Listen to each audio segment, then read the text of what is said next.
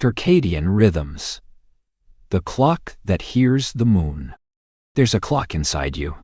Not on your wrist. Not in your phone. But buried deep in your brain, your skin, even your liver, ticking quietly in rhythm with a world you've never truly seen. You wake. You sleep. You hunger. You heal. And still, you think you're the one deciding. But what if your body is answering a signal older than electricity, older than civilization, older than the sun's first rise over land? What if, without ever noticing, you've been dancing to the pull of the moon? This isn't astrology. This is real biology. This is the language of light and darkness, of melatonin and cortisol, of tides moving, not just the ocean, but the electricity in your spine. And tonight, you're going to hear that clock. You're going to feel it. Because once you do, you'll never trust your sense of time in the same way again. Your body knows things you don't. Long before you look at the clock, before you feel tired or alert, or strangely anxious at midnight, even before your first conscious thought bubbles to the surface. Something deeper is already at work. Inside the folds of your brain, in a cluster of just about 20,000 neurons, sits the suprachiasmatic nucleus, or SCN. It's not big. It's not flashy. But it's your master clock. And it's been keeping time, perfectly, since before you were born. The CN listens to light. As the sun rises, photons pierce through your eyelids, hit the retina, and travel along a neural highway straight into this small cluster, whispering, "Wake up, it's morning." But light isn't the only signal it hears. In fact, there's another rhythm beneath the surface. One far older. One quieter. One that doesn't shine. It pulls. The moon. Yes, the moon. You've heard of circadian rhythms. The 24-hour cycles that govern sleep, digestion, body temperature, and mood. But have you heard of circulunar rhythms? Or circadial ones? Rhythms that stretch beyond the sun's daily rise and fall and into the tug of the moon on the fluids in your body. Think of the moon as a silent puppeteer. Its gravity pulls oceans into tides. But you are made of water too. And some part of you, maybe your bloodstream, maybe your dreams, rises with it. You might laugh. You're not a werewolf after all. You don't sprout fur at full moons. But consider this.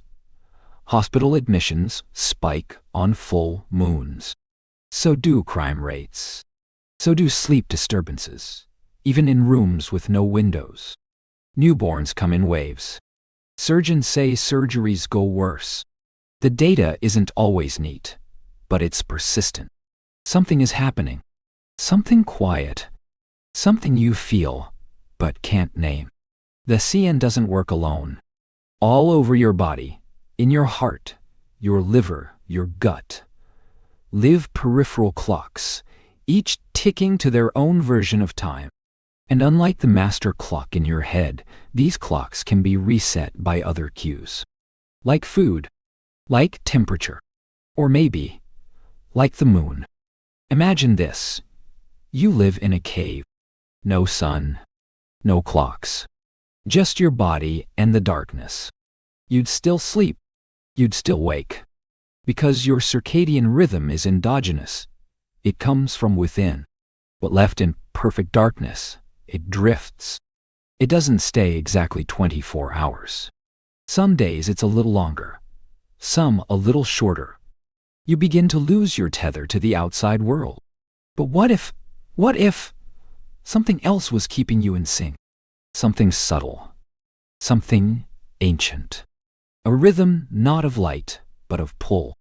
A study on marine animals found that even when kept in artificial darkness, their behaviors aligned with lunar cycles.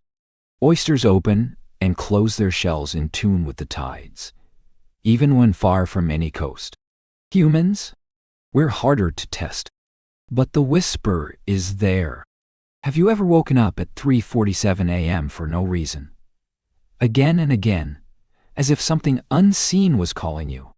It could be stress, or caffeine, or maybe, just maybe, it's your body remembering something older than civilization. The turning of the tides in your blood. You are not a machine. You are not separate from nature. You are a niche, a living pattern shaped by light, gravity, biology, and time. You don't simply exist in time. You are time.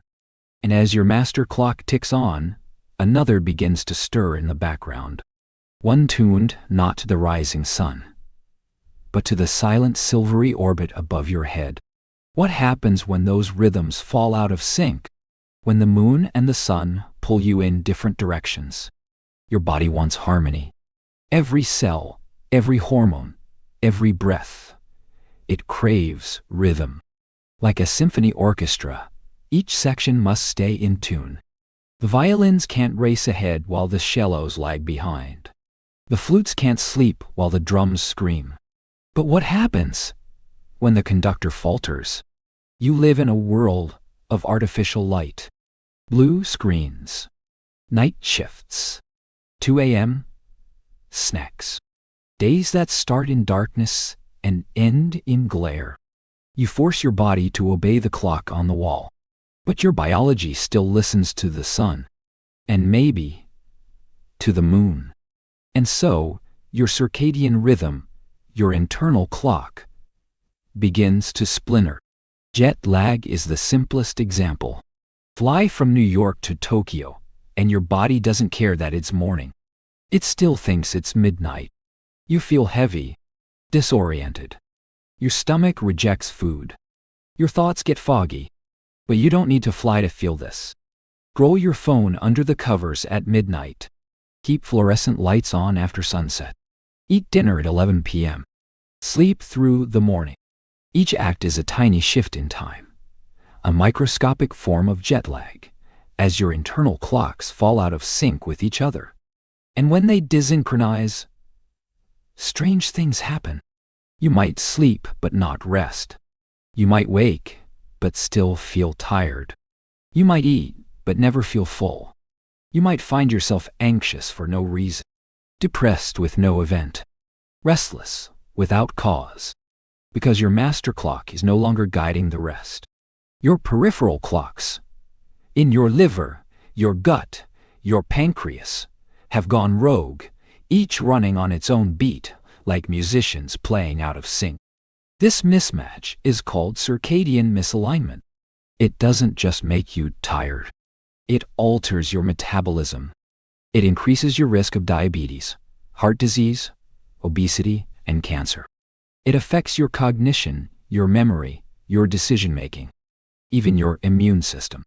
Your body is fighting its own rhythm and losing. And yet, no one tells you this. You're told to sleep more, to eat better, to work harder. But the problem isn't willpower.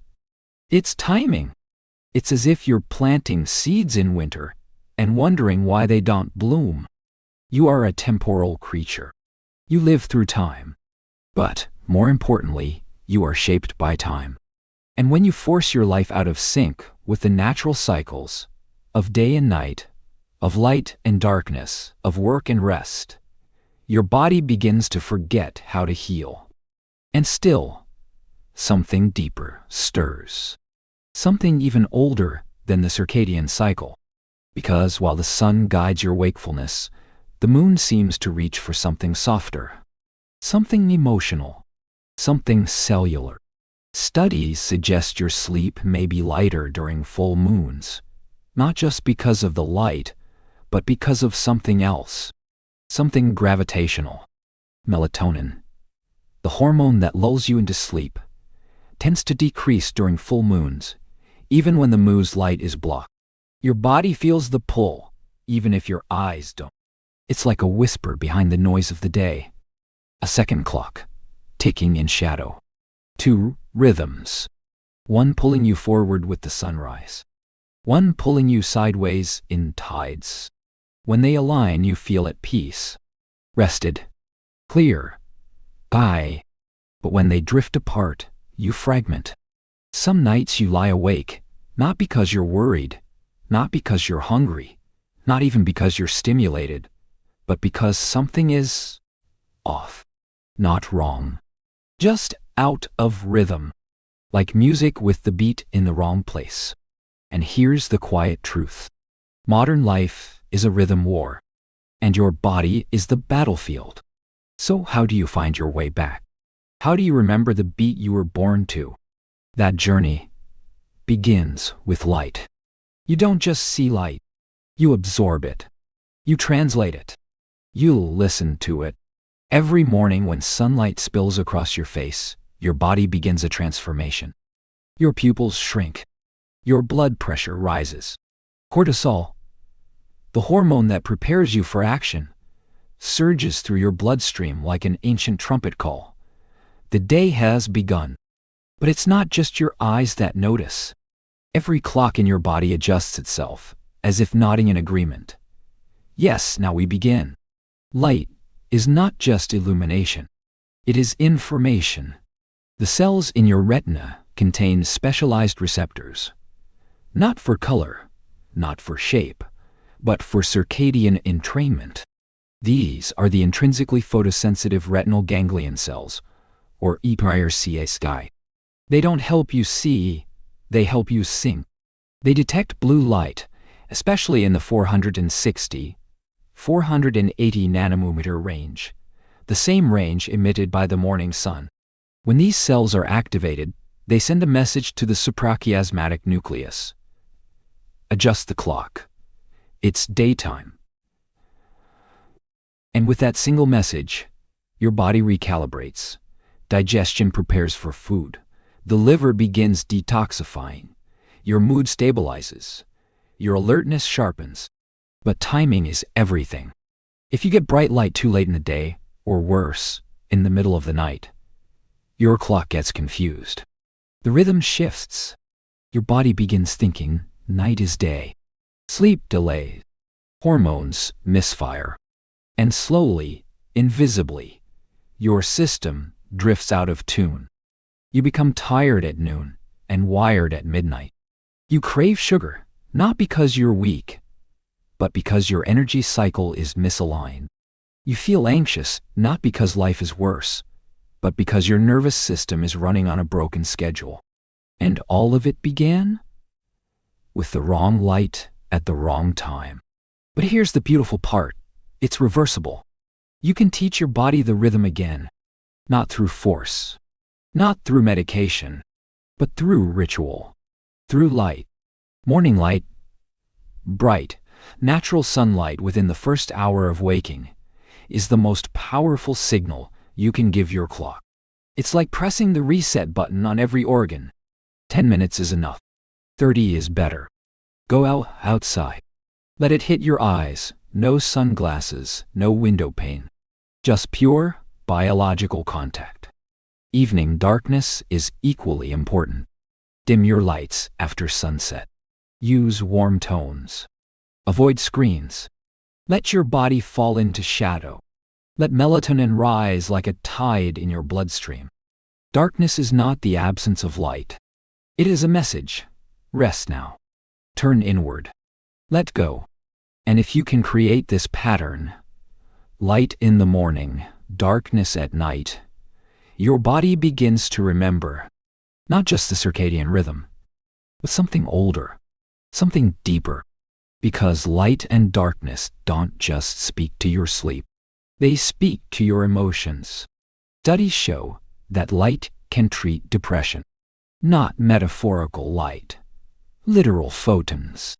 People with seasonal affective disorder, SAD, respond not to talk therapy or medication, but to timed exposure to artificial sunlight. Their mood lifts. Their energy returns. Your mind, it turns out, is wired to the sun, and maybe to the moon. Because while light governs your day, the absence of it may reveal another rhythm entirely. One that doesn't shine. One that pulls. A rhythm that emerges only when the lights go out. So what happens in the dark? What does your body remember when the world goes quiet. That's where we're headed next. When the sun sets, something ancient awakens. Not sleep, not yet, but preparation for sleep. A subtle internal descent, like the lowering of stage lights before the first note of a lullaby. Your pulse slows. Your core temperature dips. And most important of all, melatonin begins to rise. Melatonin is not a sedative. It's a signal. A lantern carried through the body whispering to each cell, "The world is dark now. Do your quiet work. Rest." It doesn't knock you out. It nudges you into surrender. But it only appears when the light is gone. And this is where modern life becomes a trickster. Bright LED bulbs, glowing phones, bathroom mirror lights that could guide airplanes. All of them trick your body into believing it's still day. The message is interrupted. The lantern is never lit. And so, you lie there, tired but not sleepy, eyes closed but mind racing. The night never fully arrives, not inside you. But there's another night, deeper still. One that isn't about light or dark. One that can't be flipped on with a switch. It comes not with sunset, but with silence, with stillness, with surrender. This is the circannual night, the seasonal rhythm, the lunar pull. It operates not in hours, but in moods, in shifts you can't measure with a clock. Ever notice how you feel different in winter? How sleep pulls harder? How your dreams grow longer, thicker, more surreal? Or how spring makes you restless, like you've been in a cage too long? That's your body following older calendar. One, written in shadows and time. The pineal gland, where melatonin is produced, evolved in some animals to literally respond to moonlight. In birds, fish, even amphibians, it contains light-sensitive cells. In humans, it's buried deeper, but traces remain, whispers of an earlier time. And sometimes, when the moon is full, you feel it. A strange energy, a wakefulness, a tension in the chest, or the bones, or the breath. Not enough to name, but enough to notice. This isn't mysticism. It's physiology. In one study, even when subjects were kept in windowless rooms with no knowledge of the moon's phase, their sleep changed depending on the lunar cycle. REM sleep dipped during the full moon. Brain activity showed signs of restlessness, as if the body, not the mind, was listening to something in the sky. Some scientists remain skeptical. The effects are small, inconsistent, difficult to replicate. But biology doesn't need to be loud to be real. A whisper is still a sound. And your body, this ancient, self-regulating miracle, is always listening. So here's the question. What are you listening to? Do you hear your alarm clock more than your body's signals? Do you follow the schedule of screens more than the arc of the sun? Do you trust your calendar more than your cravings? Somewhere along the way, we learn to override our instincts, to silence the night, to flood it with noise and light and action. But that night is still inside you, a vast ocean silence, a lunar rhythm, a drifting boat on still waters. If you listen closely, you might hear its tide. You might remember a version of yourself that once slept with the rise and fall of darkness, who woke not at 6:00 a.m., but at first light, real light, golden and soft. And if you remember, you might return. So let me ask you, what happens when you stop fighting the night? You think dreams begin when you fall asleep, but they don't. They begin the moment you let go. Long before your eyes close, your body enters a state of descent, not into unconsciousness, but into hypnagogia, a borderland between waking and sleep, a soft blur, like fog rolling in over a familiar road. Shapes lose their edges. Time slows. Thoughts grow loose, untethered. This is the gate to the dream world, and your circadian rhythm holds the key. As melatonin rises, as cortisol dips, as your body temperature sinks just a degree or two, your consciousness begins to unravel, gently, rhythmically, not as a collapse, but as a release. But dreams are not random. They are timed. Your sleep unfolds in stages, like movements in a symphony. None, N2, N3, N3. Each cycle lasts about 90 minutes, and each is governed, not just by how tired you are, but by when you begin to sleep. This is sleep architecture, and it's incredibly sensitive to the timing of your circadian clock. Go to bed at midnight one night and 2:30 the next, and your body doesn't simply catch up. It reorganizes, rewrites. You may get enough hours, but the type of sleep changes. You dream less. You restore less. Your immune system lags. Your memory dulls.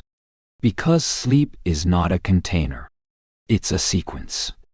And every stage must arrive in the right order. Imagine a train with 5 cars. Each one carries something different.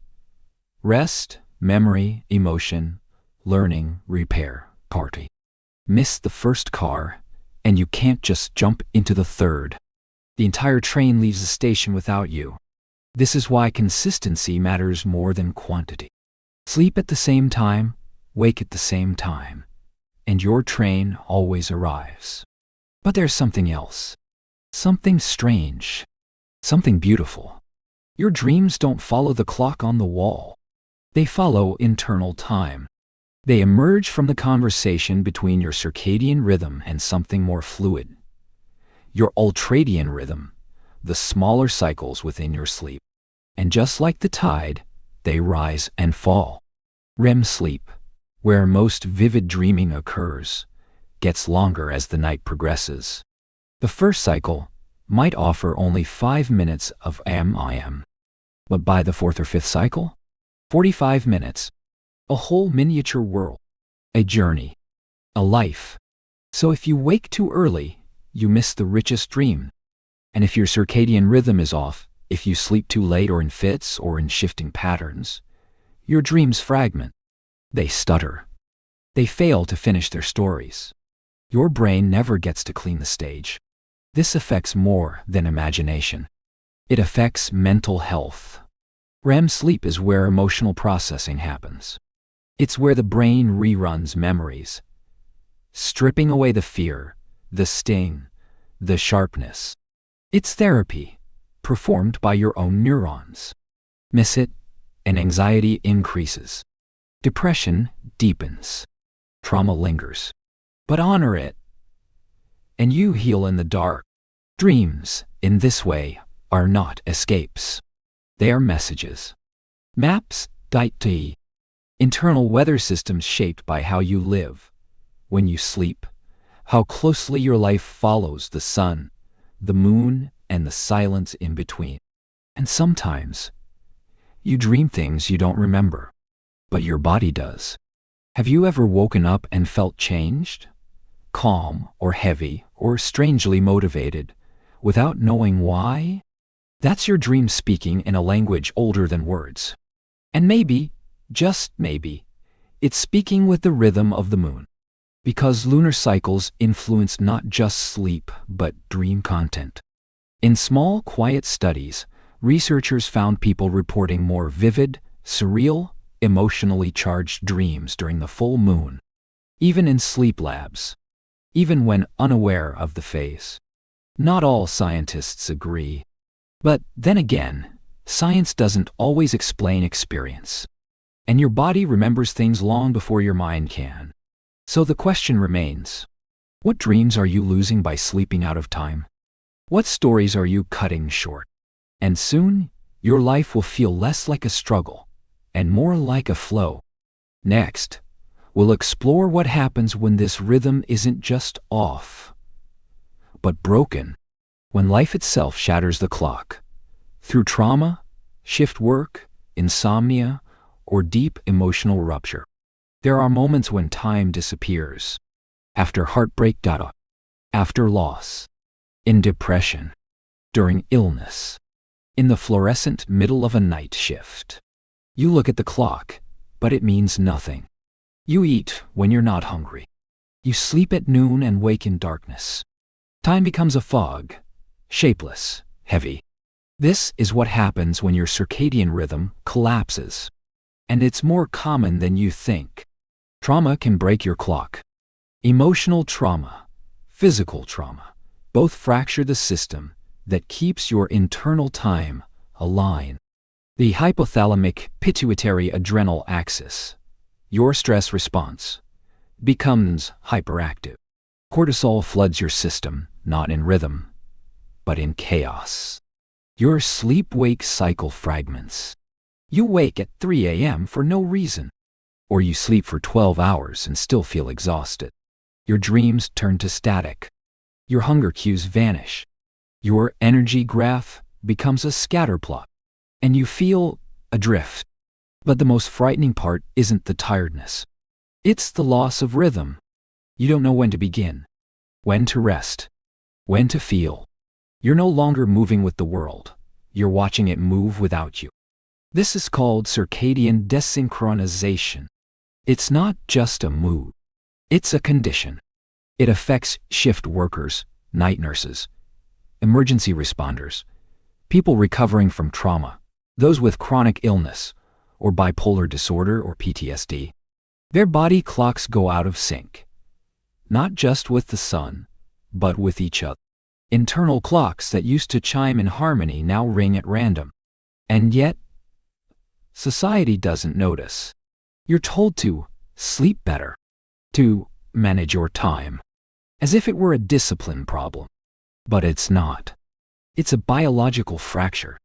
And like any wound, it needs repair. But not through force. Not through shame. Through resynchronization. This healing begins with anchoring. One small cue. A ritual. Consistent wake time, even if sleep is broken. Morning light. A first meal at the same hour. Movement. Warmth. Gentle exposure to time givers. What scientists call Zeitgebers. Zeitgeber means time giver in German. Light is the strongest one. But food, social interaction, temperature, and even meaningful activity can become cues. You reintroduce structure not through a schedule, but through rhythm. And the body remembers. Slowly, the cortisol curve begins to bend toward balance. Melatonin reappears at night. Hunger returns at midday. Sleep deepens. Dreams lengthen. Emotions stabilize. This isn't always fast. And it's not always linear.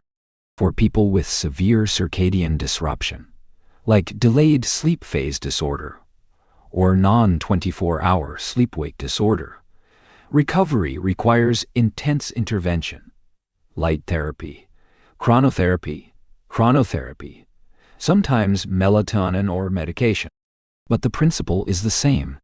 You don't fix the clock. You coax it. Like a bird you've held too tightly. You let it rest in your hands until it trusts you again. There is a gentle power in this. Because when you repair your rhythm, you repair your sense of place. You begin to re-enter the flow of the world. The sun rises, and you rise with it. The moon waxes, and you soften. You are no longer lost in the current. You are part of the tide. And perhaps, most importantly, you begin to feel safe in time again. Because rhythm is not just about sleep or energy. It's about predictability. About knowing that the night will end. That the sun will come. That you are not stuck in the dark forever. That healing has a schedule. And when you trust it, your body starts to believe in the future again. Next, we'll explore how your circadian rhythm connects you not only to biology, but to memory, identity, and the self. How time inside your body shapes who you are. Time doesn't just pass through you. You carry it. In your posture. In your speech. In your reactions. Even in your memories. You are not just a body in time. You are a story told through time. And your circadian rhythm is the narrator. Memory, the core of your identity, isn't stored like books on a shelf. It's sculpted, reactivated, and time-stamped. Every moment you live is not only recorded by your brain, but filed according to when it happened. Your brain uses this internal calendar to sort and retrieve memory.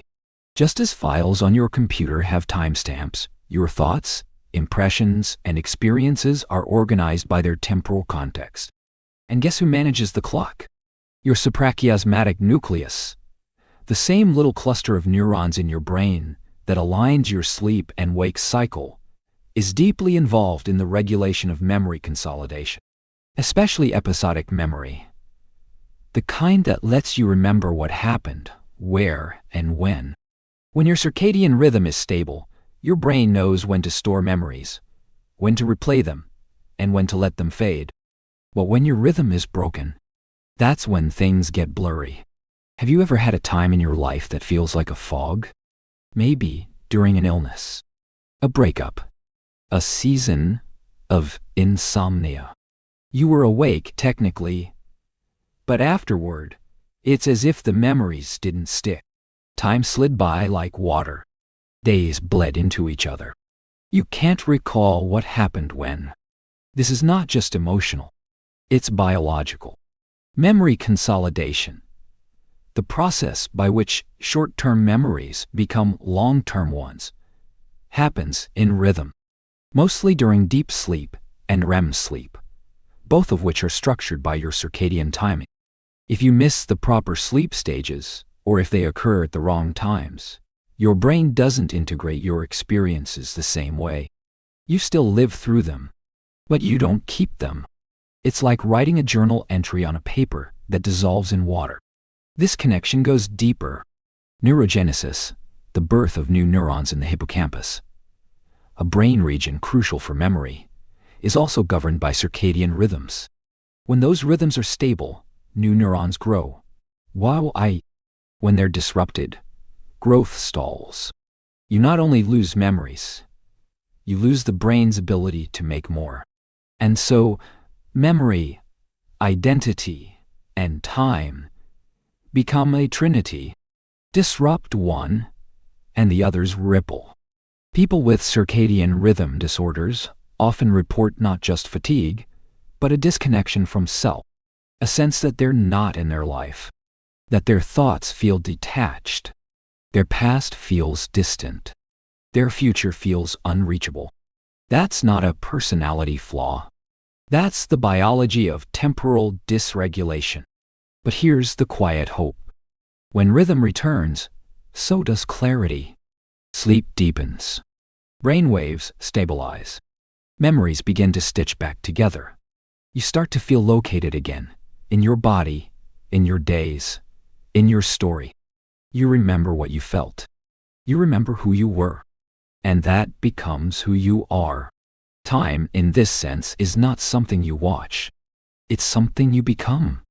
And when your body keeps time, with the sun, with the moon, with the silent tides inside you, your identity becomes clearer. Not because you change, but because you return. You remember. And in that remembering, you begin again.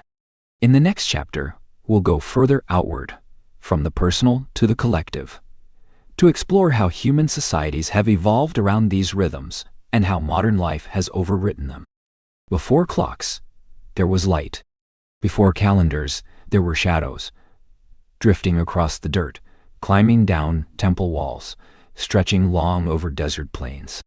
Time was measured by the sky, not by machines. Your ancestors didn't schedule life. They lived within it. The body's rhythms and the planet's rhythms weren't separate things. They were one. They rose with dawn, worked under the sun, slept with the stars. Not perfectly, not romantically, but in rhythm. The circadian rhythm wasn't a science term. It was a lifestyle, a way of existing that didn't fight the natural world. It flowed with it. But then came industry. The clock tower replaced the sun. The factory replaced the field. Time became external, a whip, a rule, a force to obey. Not something inside you, but something imposed. And as cities grew louder, lights grew brighter, and schedules grew stricter, we didn't just reorganize society, we rewired biology. Electricity changed everything. Suddenly, night could be banished. Darkness became optional. You could work at 2 a.m., eat at midnight, stay up for days, powered by caffeine and deadlines. The body didn't stop needing sleep, but society stopped respecting it. We called this progress, but it came with a cost. Today, entire populations live in social jet lag, a condition where your internal clock and your social schedule are constantly misaligned. You sleep when you can, not when you should. You wake to alarms instead of sunlight. You force alertness during biological troughs. You crash on weekends. You live in borrowed time, and the body notices. Rates of insomnia, anxiety, obesity, and burnout have all risen, not just from stress or diet, but from circadian disruption. We've created a culture that denies rhythm, then blames individuals for feeling broken. But here's the truth. You are not broken. The system is. And yet, this isn't hopeless. Because even in a loud, glowing, fast-moving world, your body still remembers. Shift workers, for example, often suffer the worst circadian damage. But studies show that timed light exposure, consistent sleep schedules, blue light filters, and meal timing can significantly reduce the risks. Your body is adaptable. It listens. It learns. It heals.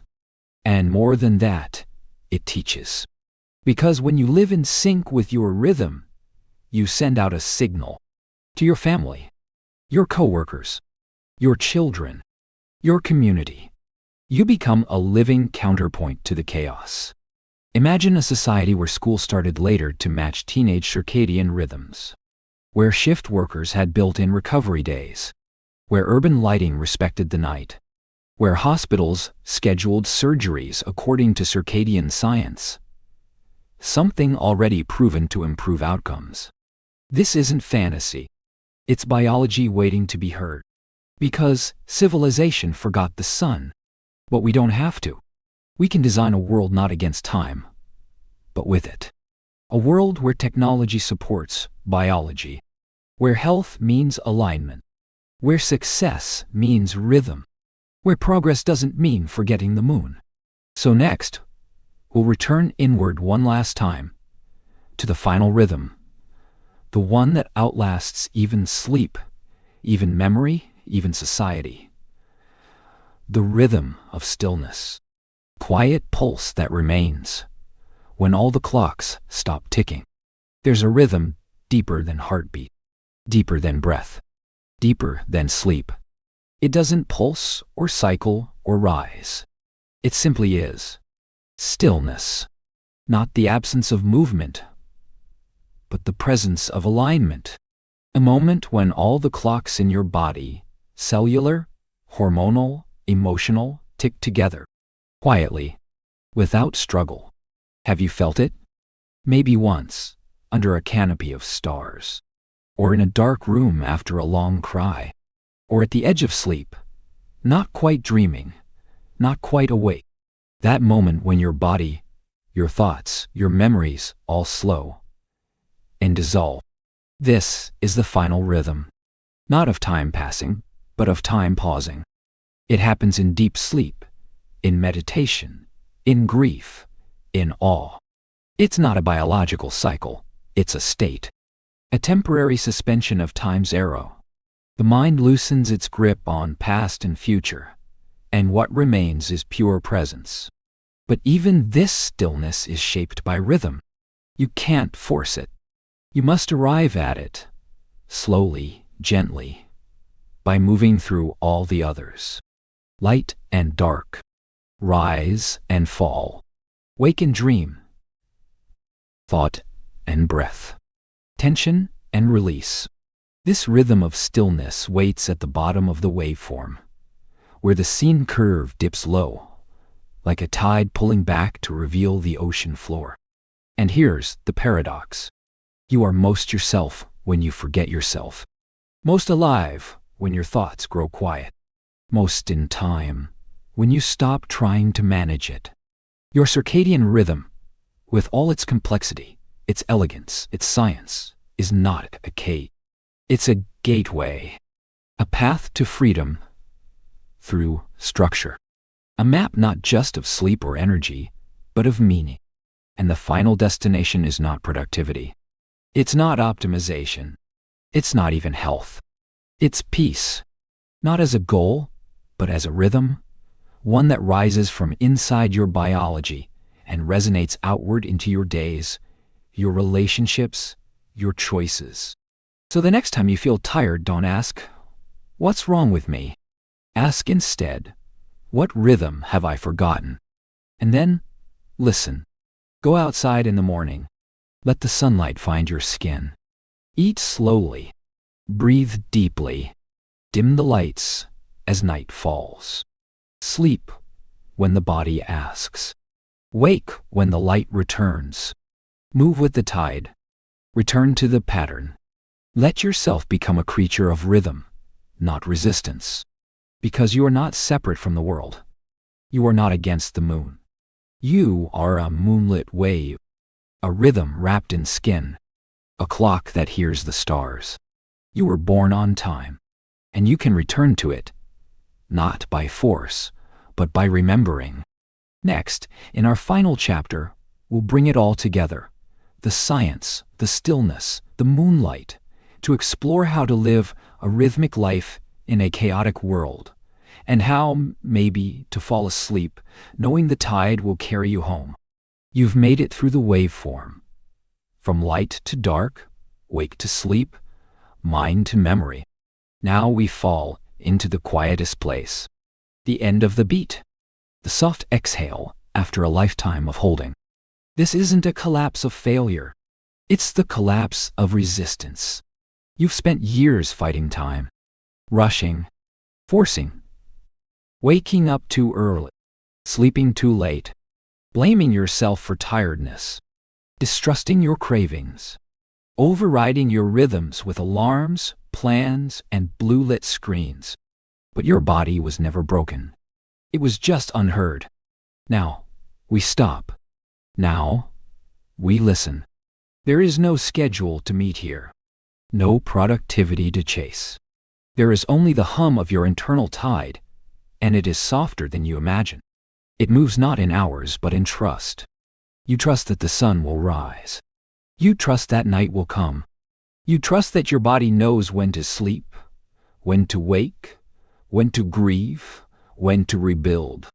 Because rhythm is not control. It is surrender. You don't master your circadian clock.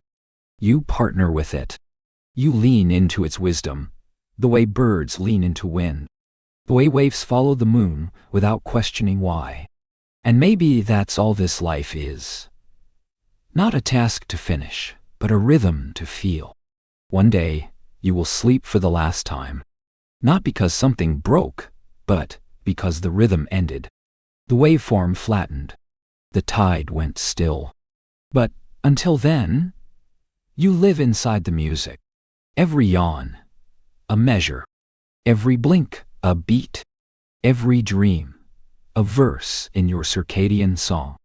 And now, as you lie in bed, letting this story fade, let the silence stretch. Let the light recede. Let the stillness rise. The moon is out there. The clock is ticking, not on the wall, but inside your chest. And it's not counting down. It's counting with you. You are not late. You are not early. You are right. On time. Sleep well.